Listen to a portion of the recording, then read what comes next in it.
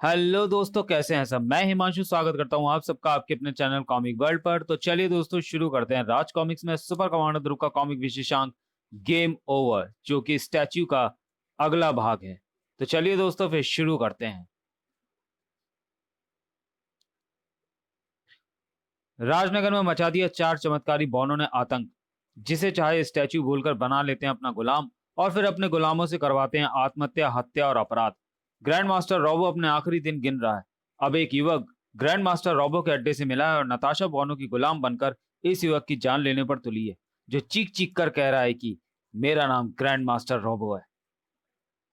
तुम grand master robo? यानी किसी ने तुम्हारा ये नाम रखा है ना? नहीं, ये नाम मुझे मेरे काम ने दिया है। मैं शुरू से ही ग्रैंड मास्टर रोबो हूँ, रोबो आर्मी का चीफ। पर खैर, तो तुम ये जानते हो कि मैं कौन हूँ? हाँ, सुपर कमांडो ध्रुव, मेरा सबसे कट्टर विरोधी।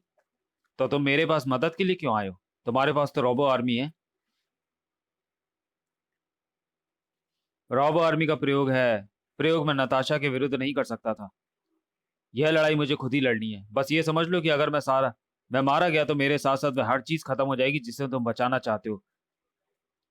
वहीं पर हो जाएगा ये सारा गेम ओवर।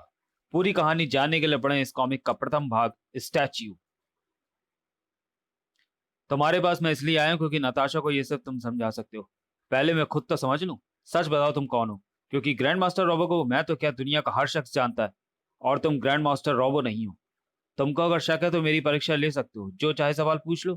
तुम्हारा असली नाम क्या है? रॉबर्ट शीन। ध्रुव एक पर एक सवाल पूछता गया और प्रोडक्ट बिना टिटके जवाब देता गया, और ध्रुव का अविश्वास बढ़ता गया। ये कैसे हो सकता है? इसको रोबो के बारे में ये बातें कैसे पता जो गिने चुने लोग ही जानते हैं? क्योंकि इतना तो पक्का है कि ये ग्रैंड मास्टर रोबो नहीं है, फिर ये है कौन? ठीक है, मैं नताशा को समझा लूंगा, पर पहले तुमको मुझे ये बताना होगा कि बौने से तुम्हारी क्या दुश्मनी है। बौने? मैं किसी बौने के बारे में नहीं जानता।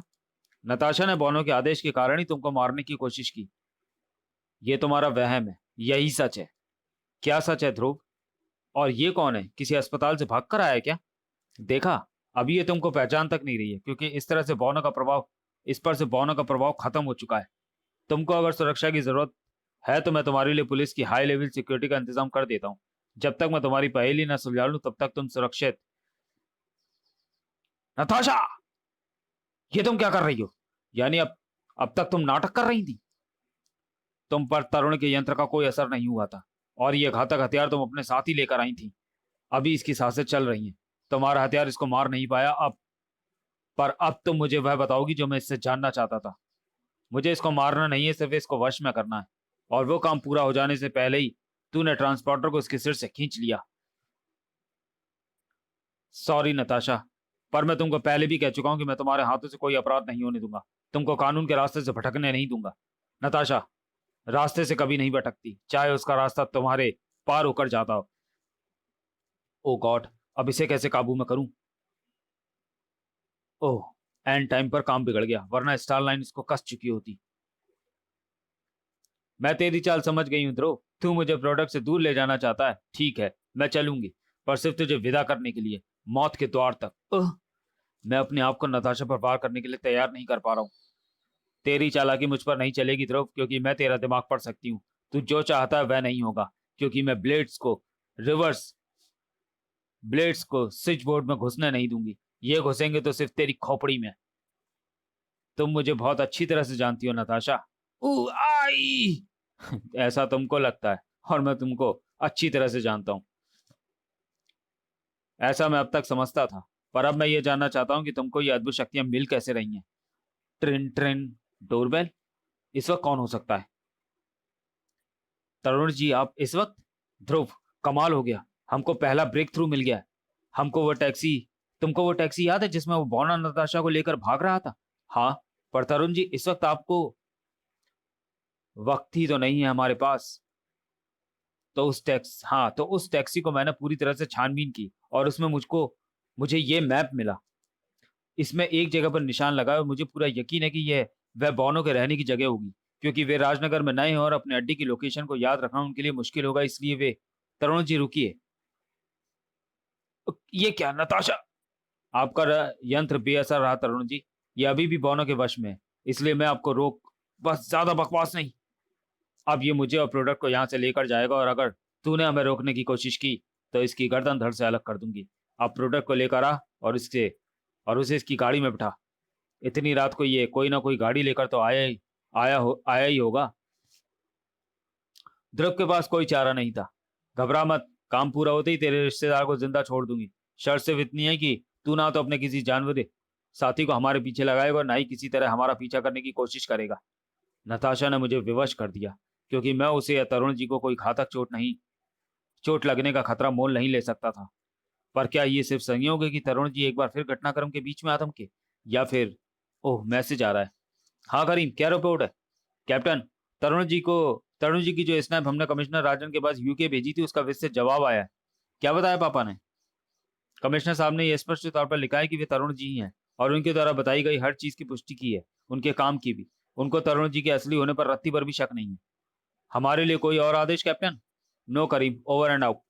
तरुण जी पर से शक दूर होने के बाद अब तो मैं जरा भी खतरा मोल नहीं ले सकता, पर बगैर पीछा किए भी तो इस शेड इन की तह तक पहुंचने का कोई ना कोई रास्ता तो होगा। रास्ता? यस, है ना। वह मैप जो तरुण जी लेकर आए थे, वह मैप मुझे बौनों तक पहुंचा सकता है, और जहां बौने होंगे वहीं पर नताशा होगी। क्या लगता है, नताशा ने अपना काम कर लिया होगा? फुल रिपोर्ट अभी तक नहीं आई है, पर नताशा के काम के साथ ही अपना काम भी खत्म हो जाएगा। तुम्हारे काम का तो पता नहीं, पर तुम लोगों का खेल जरूर खत्म हो चुका है। ध्रुव, तू यहाँ कैसे आ गया? तुम लोगों की मेहरबानी से, या कहो बेवकूफी से। टैक्सी में अपने अड्डे की लोकेशन के मैप को रखने का काम सिर्फ एक बेवकूफ ही कर सकता है। तेरी याददाश्त कमजोर है, ये तो मैं पहले ही से ही जानता था, पर इतना कमजोर होगी मुझे कि तुझे नक्शा लेकर फिरना पड़े, इसका मुझे अंदाजा भी नहीं था। पर मैंने कोई मैप नहीं रखा हुआ था। इसको इतनी मार मारो कि ये अब अपना नाम तक भूल जाए। इसका तुम लोगों को भरपूर समय मिलेगा, क्योंकि मैं कोशिश करूंगा कि तुम लोगों को एक ही सेल में साथ साथ बंद किया जाए। पर फिलहाल मुझे नताशा चाहिए। बताओ कहाँ है वह? नताशा? नताशा तो नताशा कहाँ है, इसका हमको क्या पता? वह तो तुम्हारे पास से भागी है, हमारे पास से नहीं।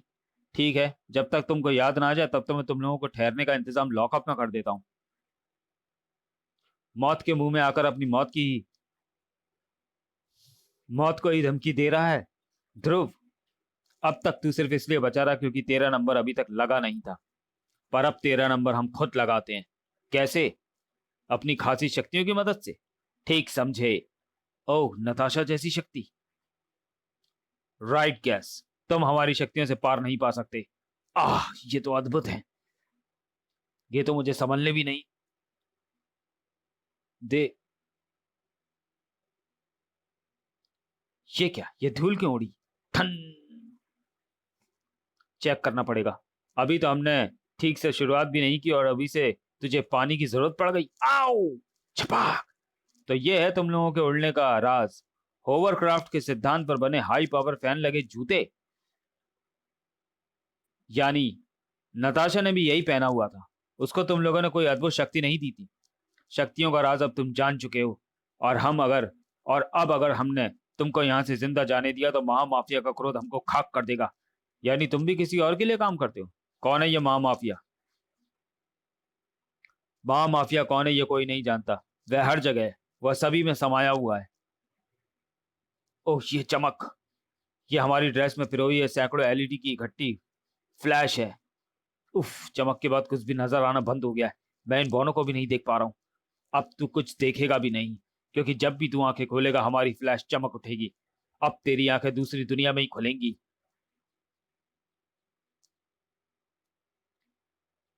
तीनों बौने तो हवा में उड़ रहे हैं। अभी तुम इनकी स्थिति भापने के लिए इनके पैरों के आहट भी नहीं सुन सकता।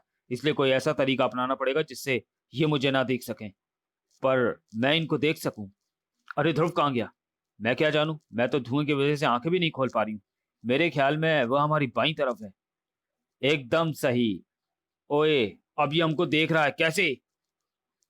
क्योंकि हम अभी भी मूर्खों की तरह एलईडी की फ्लैश चमकाए जा रहे हैं। अब तो एक ही दांव बचता है, आखिरी दांव। बस हमको ये मंत्र रुद्राक्ष फोड़ना है और जादुई शब्द बोलना है। स्टैच्यू। लो, ये तो मूर्ति बन गया। ये क्या किया? ऐसा करने का आदेश तो नहीं था। आदेश को मारो गोली। मैं तो कहती हूँ इसे महामाफिया के हवाले करो, अपना माल लो और यहाँ से फूट लो। ठीक है, अब हमको भी इस पूरे चक्कर से पल्ला झाड़ लेना चाहिए। चलो। महामाफिया के पास। हाँ सर, चारों एक साथ हैं, साथ में ध्रुव भी है। आने दो। तुमने इस वक्त यहाँ पर आकर नियमों को तोड़ा है चौकड़ी। हम जानते हैं महामाफिया, और माफी भी मांगते हैं। महामाफिया, पर ध्रुव का हम तक पहुंच जाना प्रत्याशित था। हमको कुछ समझ में नहीं आया तो हम इसको स्टैचू बनाकर यहाँ ले आए। अब इसका फैसला आप ही करें। अच्छा किया। अब हम चाहते हैं कि आप हमारा मुआवजा दे दें और हम यहाँ से दूर चले जाएं। हम भी यही चाहते हैं। ये रहा तुम्हारा मुआवजा, पूरे 50 लाख। अब शर्त के मुताबिक तुम बाकी जिंदगी किसी ऐसी जगह पर बिताओगे जहां पर कोई तुमको ढूंढ ना सके। हमें शर्त याद है, ऐसे ही होगा। बाय महामाफिया। अब दुनिया हमको कभी नहीं देखेगी। थैंक यू बोलो चौकड़ी। आखिरकार मैंने ब्रीफकेस में बम रखकर तुम्हारा वादा पूरा करने में तुम्हारी मदद की है। ओह, चौकड़ी थैंक यू तो बोल गए तुमको स्टैचू बना के। वैसे इनसे मुझे इतने बड़े काम की उम्मीद नहीं थी।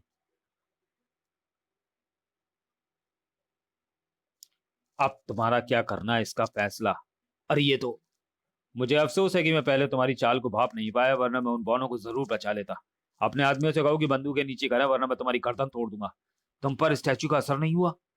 नहीं, क्योंकि मैं नोज फिल्टर पहनता हूँ, और इस कारण मुझ पर उस गैस का असर नहीं हुआ जो उस रुद्राक्ष जैसे कैप्सूल में भरी थी, जिसे बॉनो ने स्टैचू बोलने के साथ फोड़ा था। मैं समझ गया कि स्टैचू बनने का कारण वो मंत्र नहीं, बल्कि कोई खास नर्व गैस है जो इंसानों को जड़ कर देती है। बॉनो का गुलाम तो मैं सिर्फ इसलिए बना था ताकि मैं तुम तक पहुंच सकूं, इस समस्या की जड़ तक। अब बताओ, कौन हो तुम? कौन है प्रोडक्ट, और क्या है ये सारी कहानी? कहानी तो नताशा बन जाएगी अगर तूने मेरी करतब नहीं छोड़ी तो।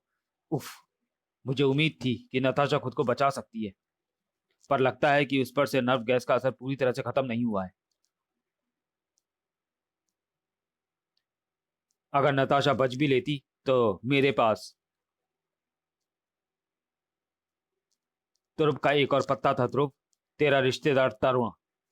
तू जानना चाहता है कि ये सब क्यों हो रहा है? मैं बताता हूं तुझे, क्योंकि मुझे अब तेरी मदद की जरूरत है।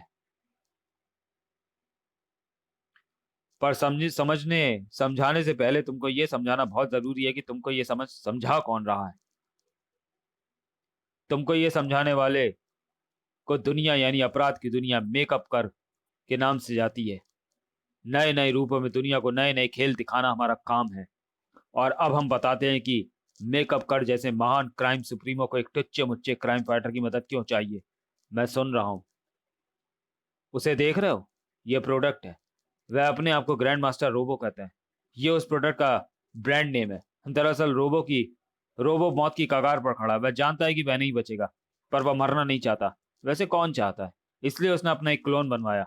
उस क्लोन की खासियत यह थी कि उसकी हड्डियों के ढांचे के ऊपर लोहे की परत थी, जिसको रोबो के वैज्ञानिकों ने बायो प्लेटिंग का नाम दिया है। पर क्लोन के साथ एक समस्या होती है। जीन्स की डुप्लीकेटिंग तो हो जाती है, पर मेमोरी की डुप्लीकेटिंग नहीं होती। इसलिए रोबो के वैज्ञानिकों ने एक नई तकनीक बनाई, मेमोरी ट्रांसफर की। और रोबो ने अपनी सारी मेमोरी प्रोडक्ट में ट्रांसफर कर दी। कम से कम हम ऐसे ही समझ रहे थे, पर नताशा के धावा बोलने तक वह मेमोरी सिर्फ 70% ही ट्रांसफर हो पाई थी। मुझे मेरे इन्फॉर्मर ने गलत इन्फॉर्मेशन दी थी। प्रोडक्ट रोबो ही बना रहे, इसके लिए रोबो ने एक कोड बनाया है। उस कोड के एंटर करने के बाद ही प्रोडक्ट को पूरी तरह से एक्टिवेट होना था। मेरा प्लान उस कोड को बदल के प्रोडक्ट को अपना गुलाम बना लेना था। क्या अभी भी है? फिर रोबो आर्मी का मालिक प्रोडक्ट होता, और प्रोडक्ट का मालिक मैं। पर कोड बदलने के लिए ओरिजिनल कोड का पता होना जरूरी है, और वह कोड मरते हुए रोबो के पास है। और अब रोबो के कोड लाने का काम तुम करोगे ध्रुव। वैसे तो ये काम नताशा कर लेती, पर तुम्हारे टांग अड़ाने के कारण रोबो को अब तक नताशा की हरकत के बारे में पता चल गया होगा। वह नताशा को पास भी नहीं फटकने देगा। अब सिर्फ तुम ही एकमात्र ऐसे शख्स हो जिसे रोबो अपने पास फटकने देगा। अब तुम रोबो के पास जाओगे और उससे कोड उगलवाने के बाद उसको खत्म कर दोगे। मैं उसकी 70% मेमोरी से ही काम चला लूंगा। मैं किसी की जान नहीं लेता, पर मैं लेता हूं वेक्टर। पर मैं लेता हूं वेक्टर। वेक्टर, अगर अगले 10 सेकंड के अंदर ध्रुव के गले से हाँ की आवाज नहीं निकले, तो नताशा की आवाज को हमेशा के लिए बंद कर देना। और उसके बाद इसके रिश्तेदार तरुण की कटी फटी बॉडी को कमिश्नर के पास भेज देना। 1, 2, 3, 4, 5, 6, 7, 8, 9, 10। शूटर नहीं। क्या नहीं? कोई मेरा हाथ पीछे से खींच रहा है, मैं गोली नहीं चला पा रहा हूं। पर तेरे पीछे तो कोई है ही नहीं। चौकड़ी, तो तुम सभी जिंदा हो? यानी यानी बाकी तीन भी जिंदा है? पर कैसे? कहाँ है मेरे, कहाँ है तेरे बाकी यार? एक तो मेरे पीछे है, दूसरा तुम्हारे पीछे है, और तीसरा तुम्हारे प्लान के पीछे है। तो चलिए दोस्तों, वीडियो को यहीं समाप्त करते हैं और मिलते हैं गेम ओवर के दूसरे और अंतिम भाग में अगले वीडियो में। सॉरी, अंतिम भाग नहीं, मतलब दूसरे भाग में अगले वीडियो में। तब तक के लिए धन्यवाद।